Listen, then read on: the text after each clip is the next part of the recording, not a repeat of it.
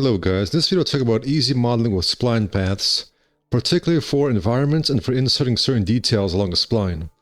So of course guys, one of the ways we can model is we can, create a box, and then we can we'll delete part of the box. We can also just start with a plane. And we can kind of go in here and kind of model like this. And then we can just, select the edges here and chamfer them. And so we could do that, but perhaps it's also good to explore how to do similar things with splines as well. So go into the spline section. It's also good to set it to a hotkey. For example, I use Shift 1. And we can begin. I'll just start a little bit past the center right here. And I'll go ahead and hold down Shift to constrain to, let's say, 9 degrees.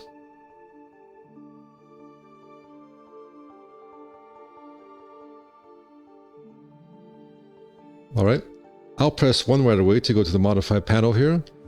Control A to select everything, and we're going to go ahead and set it to be corner.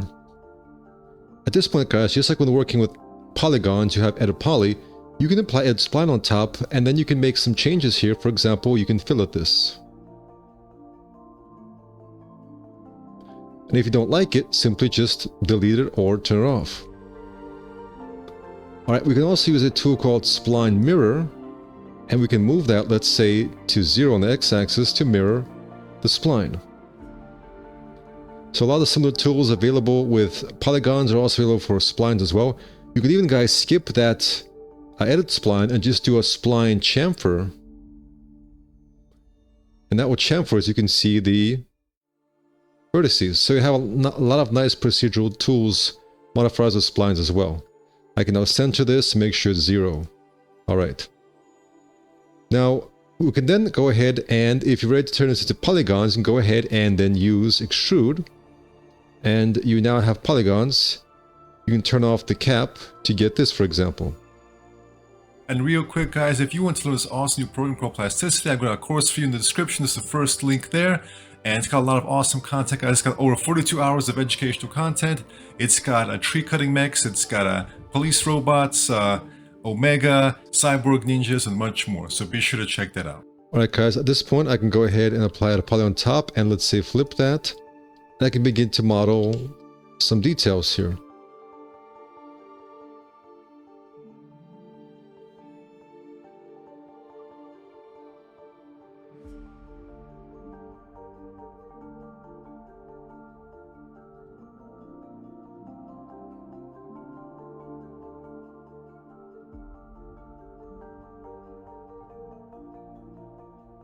Alright, now let's say, for example, it's just too complex here. I'm going to go ahead and apply... Well, I'll go back to the very first base here. And I'm going to go into the section on interpolation, and I'll decrease this to a lower value. Now it's much simpler here.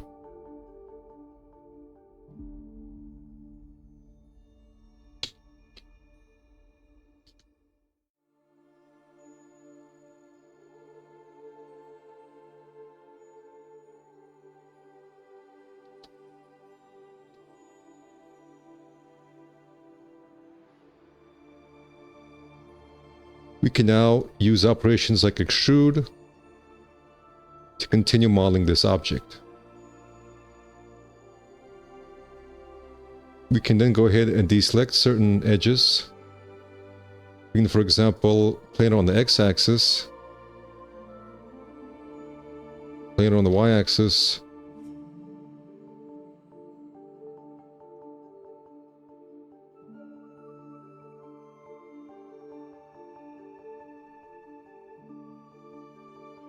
and so guys, we can just continue modeling like so.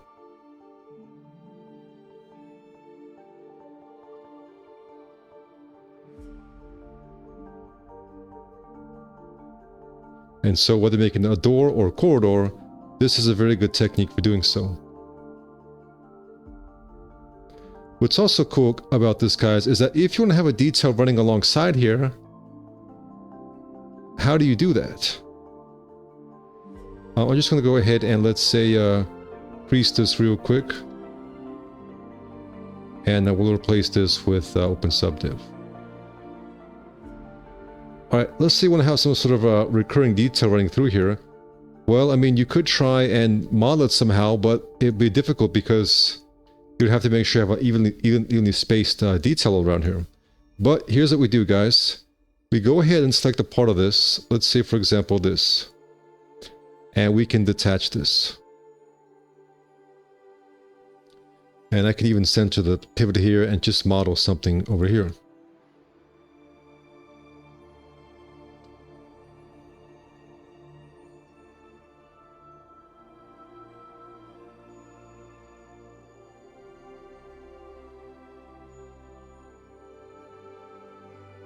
And what kind of detail can we make?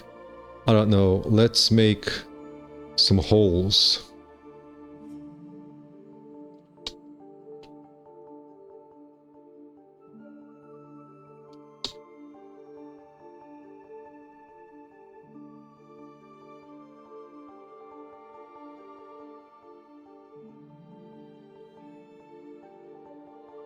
All right. All right, let's make some holes like this, for example.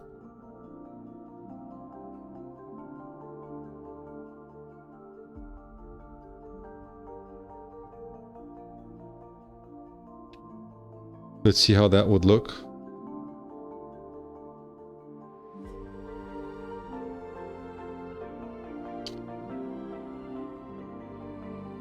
Alright guys, just a nice little detail like this, right?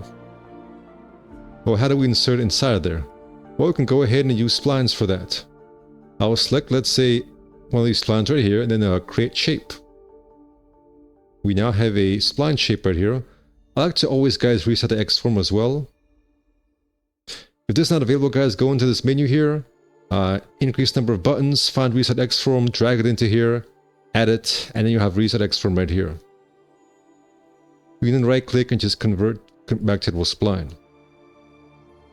As for this object here, we'll go ahead and press S for vertex snaps, hold shift and snap over here, move over here. And let's create, I don't know, 29 copies.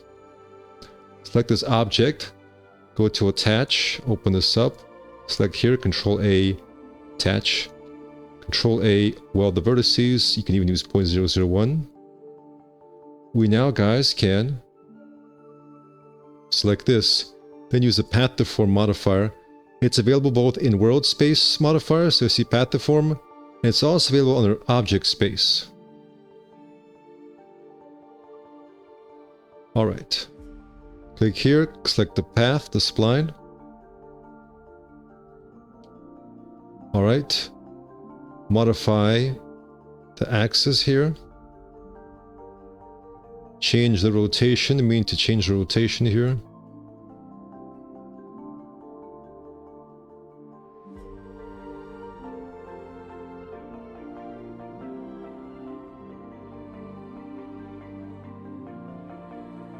Alright, now you're noticing it's not fully in there. And that's because we can move it in the subobject level. And so essentially, guys, here's what we're doing. We're actually moving it here, but we're going to see the results applied right here. I'm using show and result, and as I move it up and down, you're going to see that it kind of conforms into there.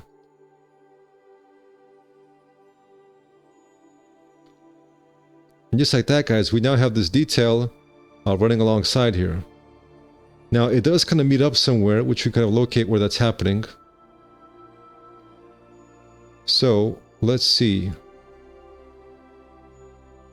You can kind of move along here. You can stretch it. And this should allow us to see where it's being connected.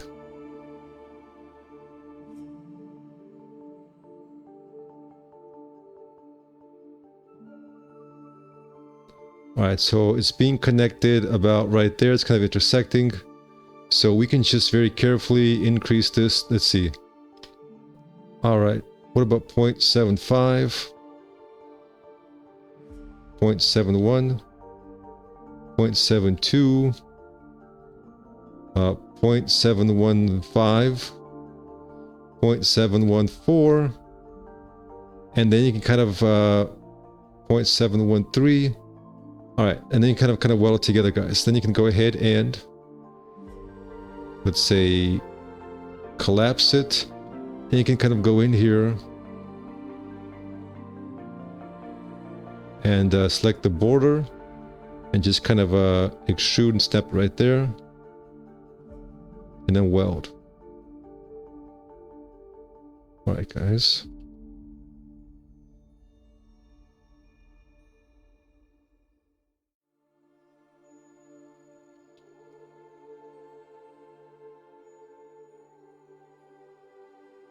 And just like that, guys, you can now have these kinds of details running throughout your mesh. All right. So guys, this whole technique is also very good for making sci-fi corridors.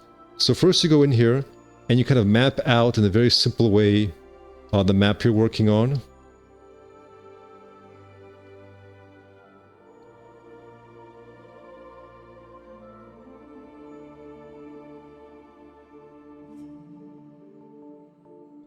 Alright, you're going to notice here, it's not fully aligned right here. In order to get it fully aligned, you can either use snap it to the grid, or S for snaps, Alt D for axis constraints. Right click on this, Options, Axis Constraints. What this would do, guys, is if you set an axis active by clicking on it, you can then move and snap alongside only that axis.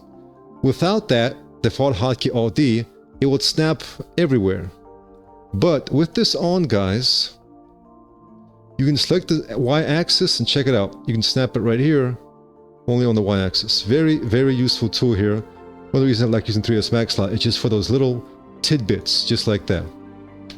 Alright guys, I'm going to go ahead and let's say spline chamfer. Alright, now let's also create the object that will run alongside that.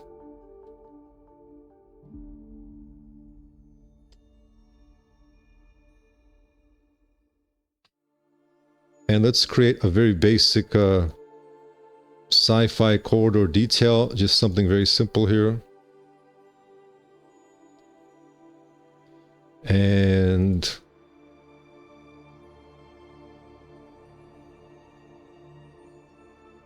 right, let's also just add like a little bit of a tube running through the floor. Those are always fun. Sci-fi details, good old-fashioned sci-fi details. That can be something as simple, guys, as just creating a spline out of that, showing resultant viewport, and then just scaling it up, and you got a nice little tube here.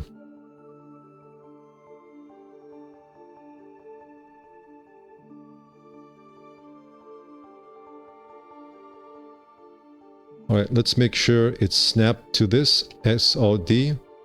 We'll snap that there.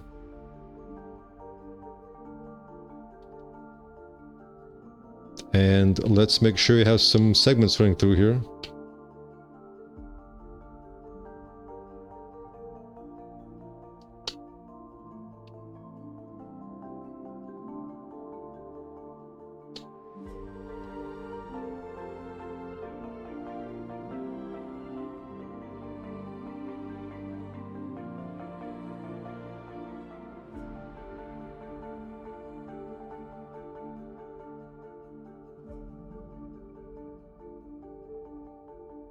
And then you can subdivide this to make sure get a good result there.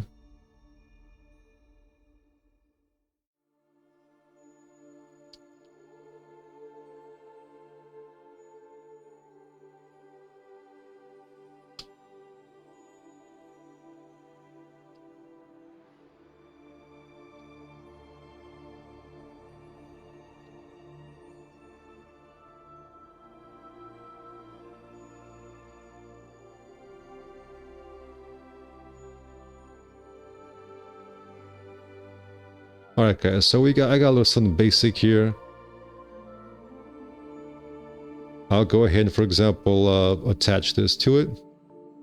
Alright guys. Now we go ahead and S and then snap.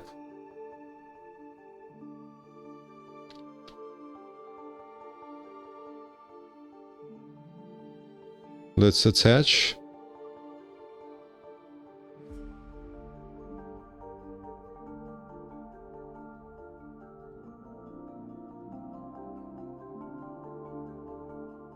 This time, let's use the world space path deform. Pick the path. Appropriate axis. And then we may have to rotate. Or let's see here.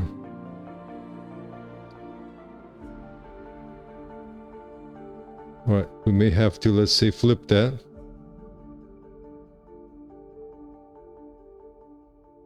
Alright, let's see here.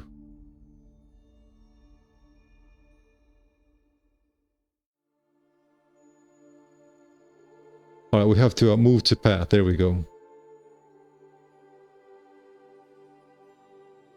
Alright guys, just like that, we are getting this.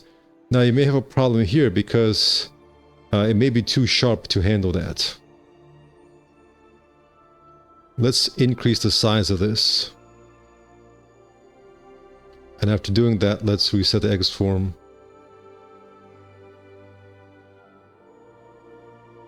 Alright, let's try that again. Alright, now it should be easier.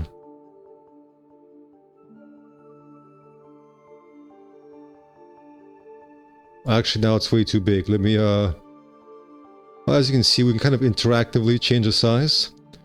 And what you notice, if it's too small here, we're going to get that clipping issue, but if it's large enough, we will bypass it right here. So just be aware, guys, it's hard for some objects because here, this object is getting more narrow on the top here. That's why it starts to clip on itself. So just be aware what kind of object you're modeling here. But now, guys, we are able to easily create complex sci-fi corridors, things like that. You can stretch it out here, go all the way, or make it more narrow here. We can simply, guys, go back in here and add another component to this.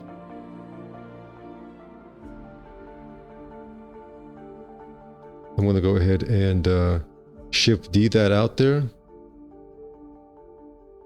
We're going to go ahead and snap it to this.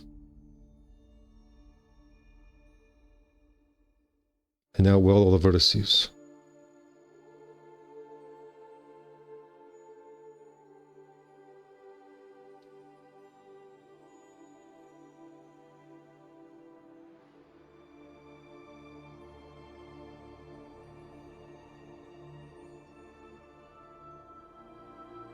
Right, now of course you can make it kind of connect together here, but you can also just kind of at this point separate the pipe.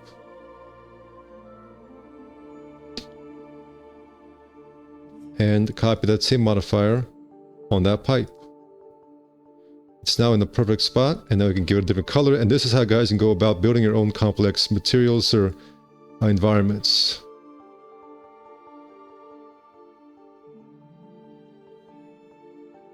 Alright guys, thank you for watching and take care.